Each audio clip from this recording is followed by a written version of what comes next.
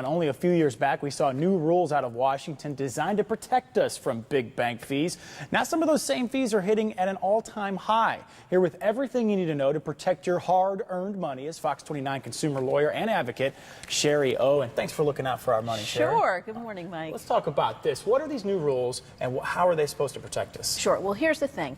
It was that banks were charging us these fees for our overdraft, which is great. We like overdraft protection if we're overdrafted, but it's a double-edged sword. Right. The problem was we didn't know about it. And so the new rules said that banks can't do that. It would be no different than you go on Amazon and you buy a book or something and then they send you this really cool pair of shoes, but then you get a really big bill for it. You just need to know what you're doing. Yeah, opting in and out of services. That's what they call it, opting in. And it can be confusing. So has that been a problem? It has been, because here's the thing. The new rules say that in order to be charged, you have to opt in to overdraft protection on your debit card charges and on your ATM charges, but not for certain online billing and not for other types of checking accounts. The thing is here, it's caused confusion, but what's really causing now, Mike, is it's caused the bank revenue to drop, because they used to have about 10 transactions per customer that would get charged overdraft fees last year. Now it's down to about 7, and so their revenue has dropped by about $5 billion.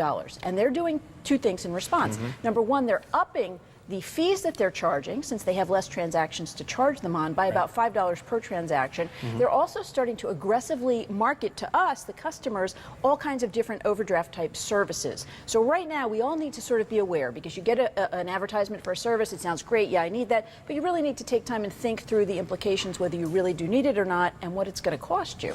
This affects pretty much everybody that's watching out there. I mean, who doesn't have a debit card? If not, you're taking money out of the bank, and you really need to watch what you're doing. So you have some tips on how people can protect themselves so they don't pay a fortune in these overdraft fees.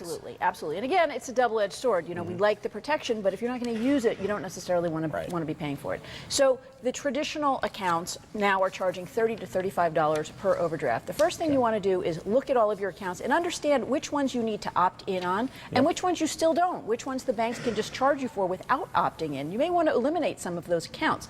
Second thing is you want to look at your actual usage. How many times do you become overdrawn? And if you do need overdraft services, you want to look at what your bank charges, but also explore some of the new services now, because some banks, for example, are offering an overdraft notice. So you get charged $10 for any day that they have to be giving you those notices. If you don't have notices, you don't get charged. Some banks are also offering to link accounts. So only when you use that overdraft protection, it's $12. We're talking about a third of the price if you shop around. Yep. She's looking out for your money. That's Shari O, and we have many more tips we're going to get to when you come back very, very soon. We'll send it back to the anchor desk.